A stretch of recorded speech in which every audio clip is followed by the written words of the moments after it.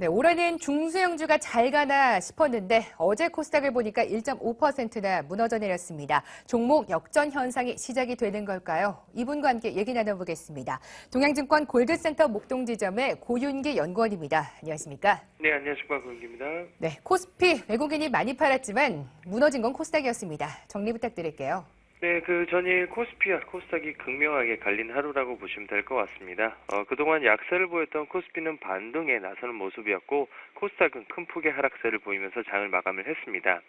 코스피는 기관의 반발 매수세로 상승 마감을 했는데요. 기관이 전일 1,700억 넘게 매수세가 들어왔지만 외국인은 2,000억 넘게 매도세가 나오면서 순매도 기조를 이어갔습니다. 전일 시가총액 상위 주인 운송장비 업종을 중심으로 상승 마감을 했는데요. 업종별로도 극명하게 갈리는 모습을 보였습니다. 그동안 강한 상승세를 보였던 중소형 업종이죠. 종이 목재와 음식료 업종 등과 같은 중소형 업종이 약세를 기록하는 모습을 보였습니다. 조선업종 같은 경우에는 수주 소식과 함께 낙폭과대에 따른 저가 매수세가 유입이 되면서 대우조선해양과 삼성중공업이 강한 상승세를 보였고 자동차 업종 중에 현대차와 기아차를 포함한 자동차 부품진 현대위아도 기관 매수세가 유입이 되면서 큰 폭의 상승세를 보였습니다. 그렇지만 오리온을 비롯한 음식료 업종은 중국 내수시장 위축에 따른 우려감으로 크게 하락하는 모습을 보였습니다.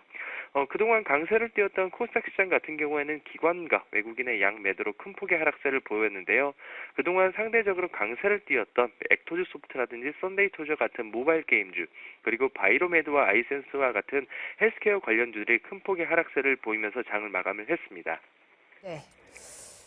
어제 시작까지 정리해 주셨는데 단연코 눈에 띄었던 거는 자동차 3인방이었죠. 오늘 간밤에 글로벌 증시들이 무거운 짐을 잠시 내려놓고 반등에 나섰습니다. 우리 시장도 기대해봐도 좋은지 전략까지 세워주시죠. 네, 전일 미국과 유럽 증시는 경제 지표 호조세로 말미암아서 반등에 나서는 모습을 보였습니다. 이러한 반등은 우리 국내 증시도 기술적 반등의 신호탄이라고 볼 수 있겠는데요. 그렇지만 국내 증시는 모멘텀보다는 대외적인 이슈에 조금 더 주목을 해볼 필요가 있을 것 같습니다. 지금 현재 대외적 이슈를 크게 놓고 본다면 크림반도 이슈와 함께 FOMC 회의를 말씀드릴 수가 있는데요. 이런 상황이기 때문에 높은 변동성이 예상이 됩니다. 지금 크림반도가 러시아 규속이 96%가 넘는 찬성률과 함께 이러한 상황으로 러시아와 지금 서방 국가의 갈등이 지금 고조되고 있는 상황인데요. 이런 상황에서 20일과 21일 날 예정된 EU 정상회의에서 일정 부분 입장을 알 수 있을 것 같습니다. 그렇지만 이러한 부분은 아무래도 정치적인 리스크이기 때문에요. 지속적인 관심이 필요할 것 같은데 특히나 이제 독일 지수를 지속적으로 보실 필요가 있을 것 같습니다. 왜냐하면 독일이 러시아산 천연가스 사용량이 매우 높은 수준이기 때문에 크림반도 이슈에 대한 어떤 바로미터로 적용을 하시면 좋을 것 같습니다.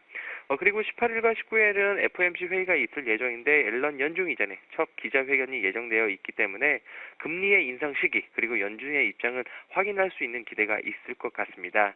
국내 증시는 중소형주 강세가 둔화 속에 낙폭이 큰 대형주의 반등이 기대가 되고 있는 상황인데요. 그렇지만 적극적인 매매보다는 단기 매매 전략이 유효할 것 같습니다.